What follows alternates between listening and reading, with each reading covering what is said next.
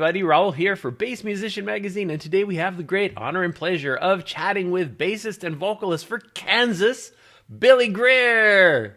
Hey everybody, how you doing? Good to see you. Billy, it's so great to have a chance to chat with you directly via Skype here from your home to our home. It's such a wonderful opportunity. Definitely we want to talk about Kansas because as a band that's nearly 50 years old, there's a lot, I'm sure, there that we could chat about. You've been with the group for around 35 years. July, yeah, next month it'll be my 35th anniversary. Wow. When we first got together and started playing and writing material for the first album that I appeared on, which is the Power album. And so, you know, that took a couple of years to do. And then, as you know, just from there, we kept going on and on and on and on and on.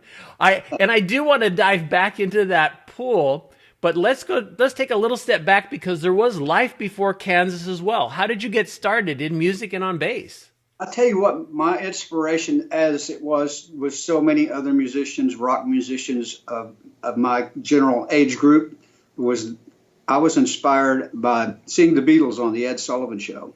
I was 15 years old at the time. My brother was 2.5 years older, and we watched it together, and he decided he was going to put a band together. He wanted to be a drummer. So he bought a cheap set of drums, and he had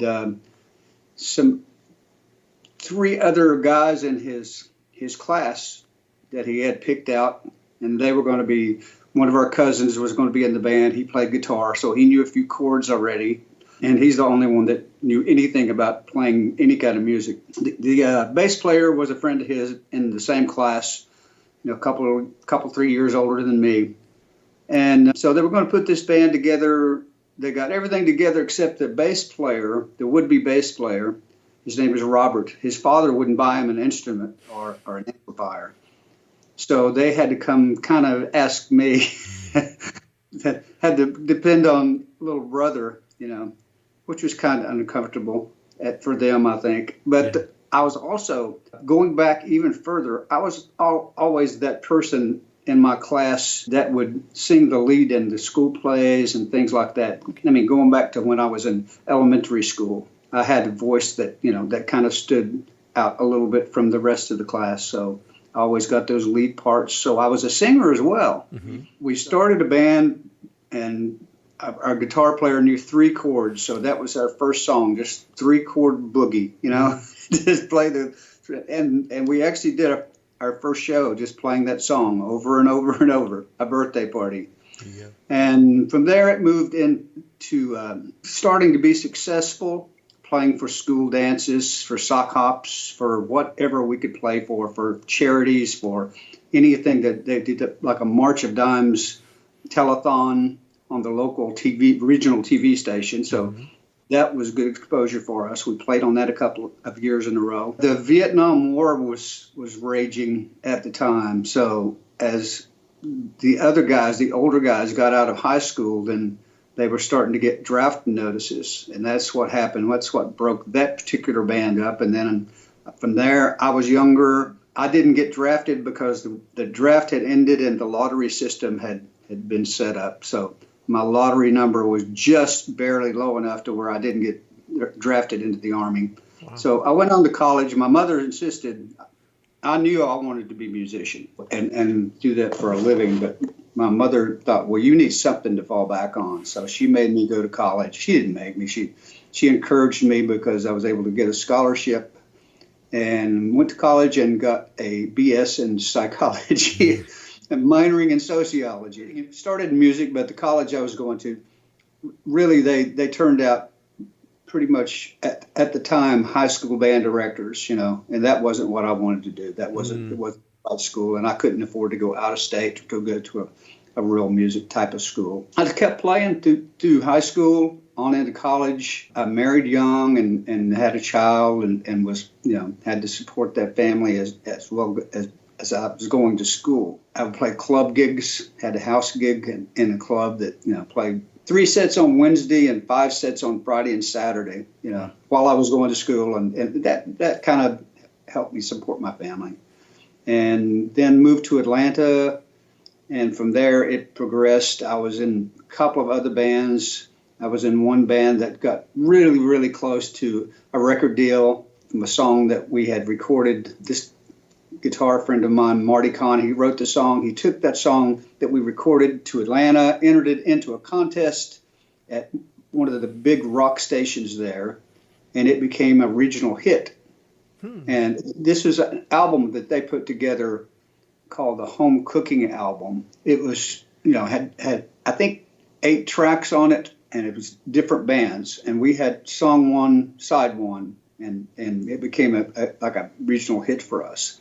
And that's kind of what got the ear of other people at the time.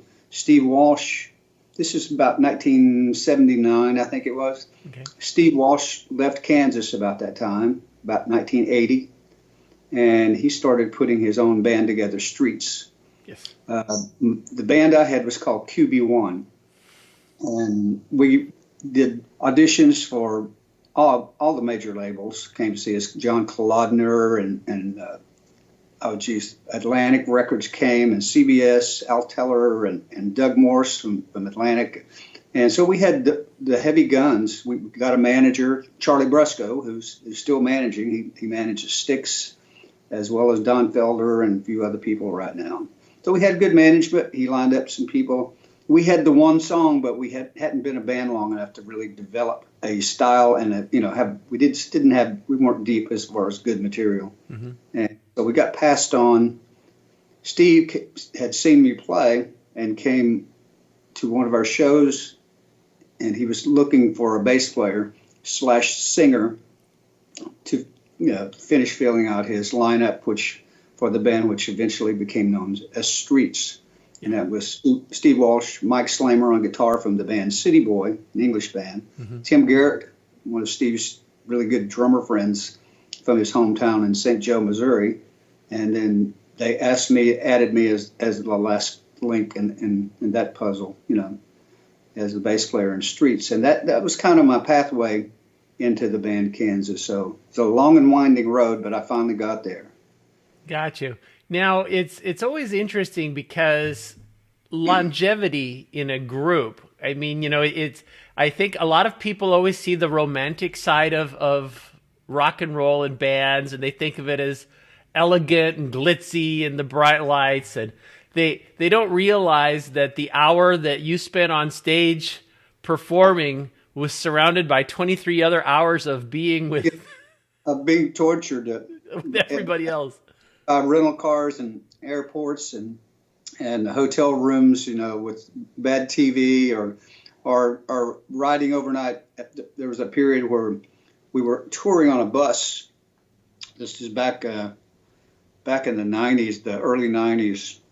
Because when I first got with the band, it was a little different. Steve came back, so there was a good buzz about the band. We had Steve Morse on guitar in that band. He was added at the same time. We signed a new recording contract with MCA, and so it was just a 5-piece band: Richard Williams on guitar, Phil E. Hart, myself, Steve Morse, Steve Walsh.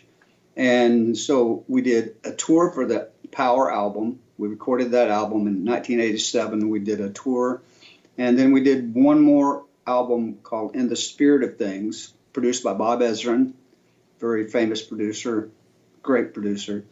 And then the band broke up, and that was in 1990 after we toured to promote that album. Just by happenstance, that's when Nirvana, cracked the sky, and all of a sudden the whole musical, focus shifted to the West Coast and to the West Coast sound. And so it was completely different sound, and we got left in the dust on that one. Mm-hmm. And promoters were telling us, we're sorry, we can't book you anymore. The record company dropped us. They changed management and changed the head of the company. Al Teller from CBS moved to MCA, and that you walk into their offices in LA and there's a huge poster of Tiffany, and so they weren't into the progressive rock sounds of Kansas anymore. Yeah, we hit a rough spot. The only person that wanted to book us was a German promoter who called up, and he got in touch with Phil and asked Phil, put together as many original members as you can, and I'd like to bring you over to Germany to do like a 2-week tour over here. We did. Everybody except for Robbie of the original guys went. Even Dave Hope and myself. They didn't want to leave me out because I was, still part of the organization. So they took both of us, and we would swap off playing bass parts and singing and stuff like that. But it was a fun tour. Dave at the time, he had become a priest and gone to seminary, and Yes. and he and Kerry had. That's the reason I guess the band had split up, because Dave and Kerry had formed a Christian rock band called AD, and had gone off to do that, and that's what left the void. When Steve Walsh came back and I came back and Steve Morse came in for the new lineup. Anyway, after that, we got that offer for a tour in Germany. We came back and Kerry hung around for a while longer. We played one show in Atlanta, just, so the home folk could see us play. Dave decided he'd had enough, so he went back to his church down in Florida. And the band kept going. Kerry stayed around for another month or two, and then he decided he'd had enough and wanted to go back home. We just kept playing and added members to replace those that left. And we were on a bus, but we had to be on a bus for 5-6 weeks at a time, go out and play these really not so good gigs on Tuesday, Wednesday, Thursday to get to the weekend gigs, which would pay the bills and everybody's salary. So those were tough times, but we worked through those, and God, it just seems lately we worked ourselves into a really good role until the pandemic struck and obviously crippled, cut the legs off that. Gotcha. That run. Yeah. Well, and it's always so wild when you think, because over almost 50 years from Kansas, there's been 15 studio albums. The one you're releasing this month, Absence of Presence, that's number 16, if I'm not mistaken. 5 live albums. I mean, lots and lots of music. And I always have to chuckle when we talk about, because when you mention prog rock, when it started, it was as prog rock as it was. Now when I listen to it, I think of classic rock, but Right. it is very progressive, but it was kind of what you were hearing back in the day. And I suppose it just depends on what you're using as a definition, because Kansas is one of the few rock bands that incorporates violin. Yes. And I'm kind of going, That's the first thing when I heard the band, and in college, is that stuck out to me. That wow, that's really cool, using a violin and a rock sound like that, and especially the way they did it. And Kerry's writing style was so unique, and he was so almost classical music like, but it had rock, and then the voice of Steve Walsh. My gosh, it was just incredible. I've been really blessed. I've learned a lot from play. I've been with Steve over the years, since 1980 until he retired 6 years ago. I learned a lot from him. I always had a really high range like Steve, not quite as high as Steve maybe, but at least I could sometimes cover some of the high parts for him when we were touring, playing 4 or 5 shows a week, to where he couldn't do that night after night. All this. That's the thing about singing those big old high notes in the studio, is you got to replicate those things when you're playing those songs live. And sometimes you hear singers who have to cheat a little bit. So I was able to help him out, and us be able to do more shows weekly. well, and I think the general public may not notice as much when a vocalist drops to the lower octave note. So instead of going high, it's the same note, but it's just down a little lower. Yeah, I know. It finally, a few years ago, like I said, when he retired, his voice has really taken a toll. It's hard. I think he had just, if he couldn't give his best, he was going to, kind of go out while you're on top, because there you go. Well, and that brings us to the Absence of Presence. I'm really excited listening to it. That has all of the elements that fans of Kansas are used to hearing, and then some. I mean, it's a very iconic sound. There's the violin work, the arrangements, and I think when I think classic rock, kind of delving back, there is a feeling of classical music in that a lot of rock and roll back in the days was 3-chord stuff. It was so structural, that you had like, a chorus and a few lines and a chorus and a few lines. And Kansas music tells a story, and it's always so much more intricate, and it's so much more dramatic.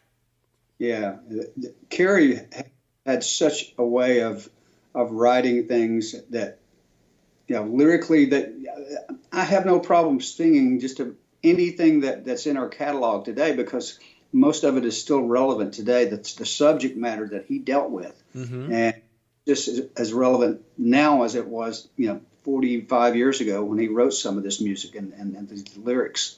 And so that's one thing Kansas has always really, really zoned into, writing good lyrics for the album. I mean, Bob Ezrin, I remember him just, Steve was the main lyricist on the album we did with Bob, that Bob produced. He really was hard on Steve about, really getting good lyrics, because he had just come off producing the Pink Floyd album. I think it was maybe Learning to Fly. So he was a real stickler about, having good lyrics. And Steve tortured himself anyway about, having something to say and saying it in a meaningful way. So. Got you. Well, and with Absence of Presence, would we call it a concept album in general? I know a lot of people, it might go, well, that's really deep. Absence of Presence. It's kind of the two. Yeah, this whole thing is really accidental in that what's happening in the country now or around the world is, it was kind of meant to be about, we travel with, first of all, with 7 band members, 7 crew guys, and we fly commercial, and then we rent cars, and we do it that way. And that way we get to come home usually after a weekend. We'll do three gigs, maybe sometimes 4.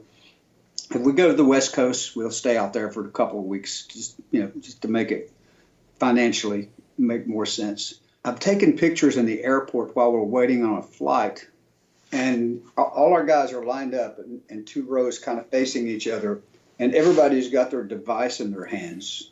I mean, and you look around the airport, and it's just, and Phil takes note of things like that. He's always coming up and writing down titles. So a lot of the song titles are things that he's come up with, and he usually has a story that goes behind it. This is the title, and this is what I was thinking of, and that's kind of what happened. Tom was the one that really took the bull by the horns on this album and wrote a lot of the lyrics using Phil's song titles and his ideas. Zach Risby is the one that wrote the most of the music for the album. Zach is a brilliant composer. He really is. His story it's really entertaining and fun. I mean, his road, because he's always been like a real prog rock nerd. I mean, he was a Kansas nerd for the longest time. He's told me stories about coming to see us and how he waited all day, for us to arrive at I think it was in the Beacon Theater in New York. Wow. And how we walked right past him and just blew him off like, get away from me, kid, He's a brilliant writer. So some of those songs they were fashioned because of his, and being inspired by the music of Kansas and Rush and other people like other bands. And you're absolutely right. It could be interpreted in so many ways, because in the midst of a pandemic, which you couldn't have predicted, I'm sure while all of this was in the works, when you looked at places that used to have so many people, a downtown area or a store, and places that were empty. So again, kind of the absence of presence. People are not there when we normally are. It's eerie. I mean, the photos of like Times Square and these places that never seen like that before. Exactly. So it's kind of as they were. There was a sign in a bookstore is like the post-apocalyptic literature has been moved now to current events. So. So this kind of is fitting, although not intentionally. Now, I mean, this has been in the works for well over a year. Absolutely. We wrote this album, or Zach wrote the songs, and we worked on the album while we toured all last year. We'd take a break, maybe 2 weeks, and go in the studio and record a couple tracks, and Zach would work on something else, and we'd all work up the song on our own, and then take it in the studio. So it was done in bits and pieces. It wasn't like, okay, we're going to take 2 months off, go in the studio, record, mix, blah, out there. Well, we didn't do it that way this time. We actually did a lot of, I did all my bass parts from my little studio that I've got here at my home in Savannah. Okay. And so I was able to do that. I remember the album before Absence of Presence, the Prelude Implicit.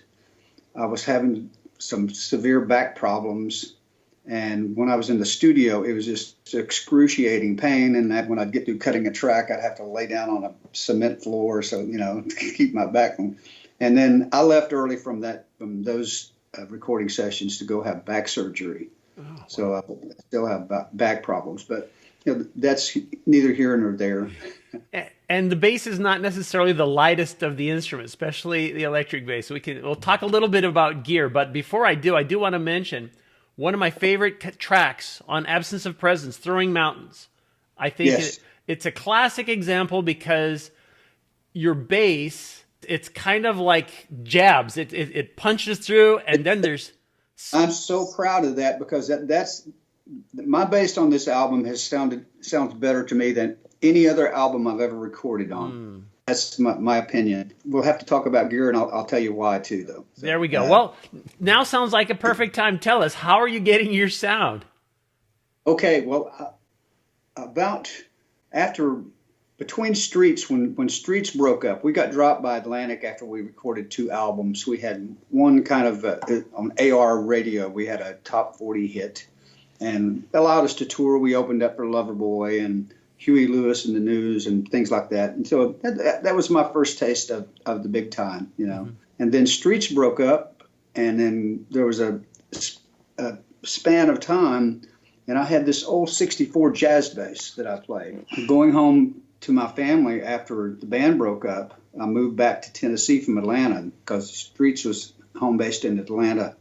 And so I went back up there and joined the old club band that I used to play with. And I had to sell that jazz bass. I sold it for $500 to a friend of mine. About 5 years ago, we tracked him down, and he still had the bass. He had it for 30 years.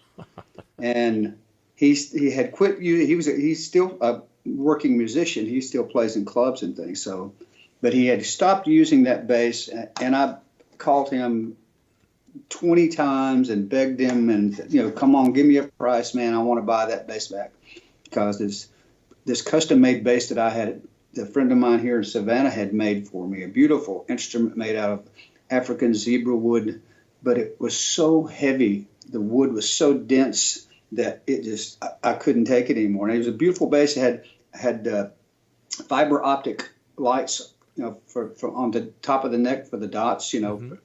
for the markers, and it was just perfect, except that it was just so heavy. And I got this old Fender back finally. I had to pay considerably more than $500. And one of my other basses, my spare bass, as a trade-in, and got my old bass back. That's what I used, and it just sounds incredible. It was pretty much original. I was used to an active bass sound, so I got some Bartolini pickups. They're really, really quiet, and they sound awesome, and they're active or passive. You have a choice. So I've kept all the original gear, but I've got Bartolini's in the jazz bass. And I bought myself an Avalon DI, which I travel with on the road. And then we don't use backline gear anymore. When we started using in-ear monitors about 15 years ago, I guess it was, we stopped using, I had an industry standard, the 810 SVT rig, I had the rack-mounted version, but I had that. That's what I used as a bass rig, and stopped using that, and just got a pedal board, and I've got a little amp simulator pedal, a Sans amp pedal that give me a little amp simulation, and my Avalon DI, and get a fantastic live sound. I think that's my opinion. Nice. Now that's what I used at home. I brought all that gear home and set it up in my studio and got that sound. And then Zach did a little magic, I think, when he was mixing the record. And a little extra growl to it. One of the key things, of course, everybody, when it comes to sound, you're talking about hands, but also strings. What kind of strings are you using? I use D'Addario or D'Addario, ever how you pronounce that, one or the other. But we collaborated with that company several years ago, and we did a symphonic tour. We recorded an album in London at Abbey Road with the London Symphony Orchestra. We had our material scored by a composer, Mr. Larry Baird. He's also the guy that did the Moody Blues thing. He toured with them, was their conductor, and played on their DVD. And same thing with us. He's on our DVDs conducting the orchestra, and would travel. And we did a whole tour. And D'Addario was one of the co-sponsors of that tour, and they manufacture drum heads and strings, so we endorsed them and we used their products. Yes, yeah. And are there any other particular elements? One of the key things I know a lot of musicians don't think about, but instrument cable, going from your bass to any particular choices? You'd have to ask my guitar tech. There you go. I use a wireless, so for most of the time. Yeah, I know it. It's a Sennheiser. I'm not sure, to be honest with you. That's what I use. All my, except for my acoustic guitar. I play acoustic on Dust in the Wind, so that's the only acoustic song that I play on. I'm not sure what kind of particular guitar chord that he uses. Gotcha. Well, no worries. I can tell you this, that I've used these gray picks. Oh, picks. By Dunlop, 88 millimeter Dunlop picks. And I have used those for years because they have some little ridges on them where they won't slip out of your hand, Has some texture to them, and they don't wear out. And so that's what I've used for the last 40 years almost, is nylon picks. And I'm a pick guy. I've never played with my fingers. I kind of regret that I didn't learn both methods after seeing some really good bass players and what they can do with their fingers. In concert, most rock bands, the bass cuts through better when you're using a pick. So, it's worked for me. I know Dave Hope, the original bass player for the band, he used a pick. So, yeah. Well, especially with rock, you're looking for more of that staccato kind of snap with it. And you're not slapping or popping or anything like that. So a pick is what's indicated. It's funny because I'm sure you've heard enough in the bass community that playing with a pick or not playing with a pick is always something that gets half of everybody up in arms. The same way that having more than 4 strings gets people upset. 4 strings is all I need with a drop D tuner. I do have a hip shot drop D tuner that I've used, and I don't need to go any lower than D. I just don't have a need for it. Gotcha. I can still do that with 4 strings, so that's good enough for me. We're so excited about the release of Absence of Presence. I know because we're talking during the pandemic, tour plans are very much kind of up in the air for people. But what do you think what plans do you guys have for the future? It certainly gives you a lot of time to think, right? We just, we had a huge year planned. We actually started out the year, we played some shows in January and February. We actually ended one of the last shows we played was right here in Savannah, Georgia at the Johnny Mercer Theater. And so played for my hometown fans. And we had about 4 more shows down in Florida. And I had a couple of weeks off, and we're going to do a West Coast run. So I was on a plane March 11th, and I always go to Atlanta, connect on Delta Airlines is what everybody flies. Most everybody lives in the Atlanta area. I don't know if you knew that, but Kansas, after the first tour that they did back in, I guess, 74, they ended up in Atlanta playing at Alex Cooley's Electric Ballroom. And they were just blown away by the city and said, I've heard Phil talk about it. And he said, we got to talk and said, and why are we going back to Topeka? I mean, we're here in the South, and the people are friendly, and the food's good, and the music scene is great, and the women are beautiful. And so everybody's kind of migrated to the South. Robbie's the only one that didn't come to Atlanta. He went to Tampa, Florida. Gotcha. And I think he still remains in Tampa today.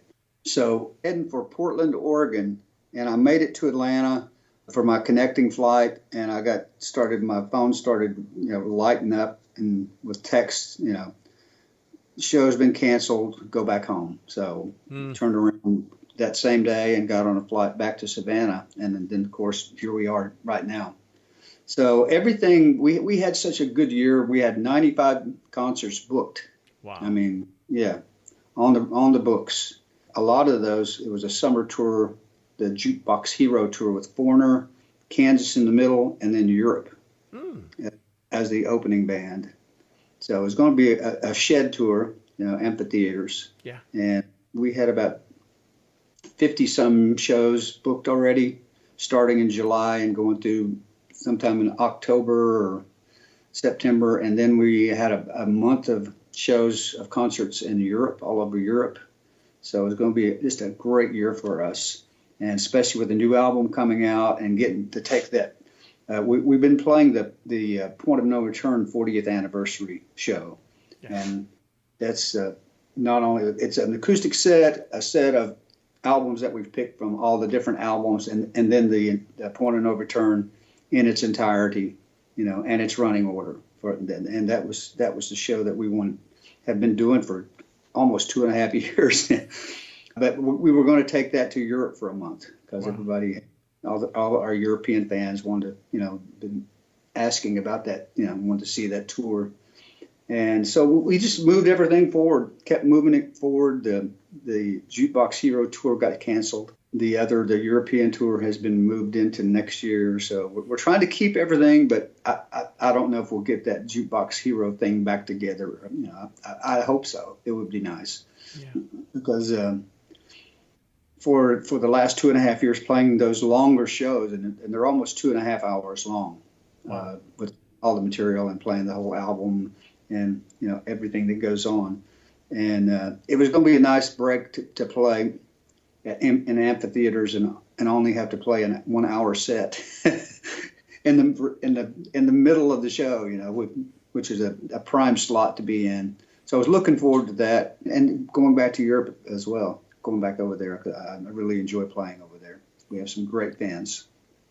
In the meantime, people are going to definitely need to put their ears to listen to Absence of Presence, get their Kansas fix, both from a bass perspective and a vocal perspective, which I was just blown away. The harmonies are there. I mean, it is all of the things that I think you've always loved about Kansas are incorporated in this album yet again, and the music is all different, so it's just tremendous. So we'll definitely look forward to that. Well, I'm really proud of all the work that's been done. I mean, I'm playing with some incredible musicians. I kind of look around sometimes and ask myself, what am I doing here with all these incredible people? The addition of Zach Risby on guitar and as one of the main writers, and then Tom Brislin, the new keyboard player, who's an awesome player as well as a composer and lyricist. And for those of you who haven't heard of Tom, he toured with Yes, he's toured with Meatloaf. I mean, when he was like 24 years old, he was on tour with Meatloaf, with Debbie Harry. So he's got a really golden resume, and really a nice guy. But what a great keyboard player, and he's brought a lot to the band as well as good vocalist, because he even sings a song on the new album. And well, and if people want to stay on top of what you guys are doing, kansasband.com, would that be the best place to look? kansasband.com. We're on social media, on Twitter and on Facebook and stuff like that. So, there's constant, if you want to get on a mailing list, you can. But there's lots of information on lots of sub-Kansas groups that have formed by Kansas fans. So, there's a lot of information out there about us. It's killing us all not being able to go out and tour. When you get on the road, you can't wait to get home, and when you get home, you can't wait to get back on the road. And that's that's the way it's been for me. So, and right now, I can't wait to get back out and playing and get that feedback from a live audience. I hope it'll happen again in my lifetime. Have those large crowds packed in together and enjoy that feeling. It is definitely one of the challenges of the times, and it's one of the things that we're going to have to see how music can evolve under all Right. of these circumstances, and it definitely will take some time. But Billy, I really appreciate you inviting us into your home. Folks, you've seen him here on Bass Musician Magazine, Billy Greer. Thank you so much. It's my pleasure, Raul.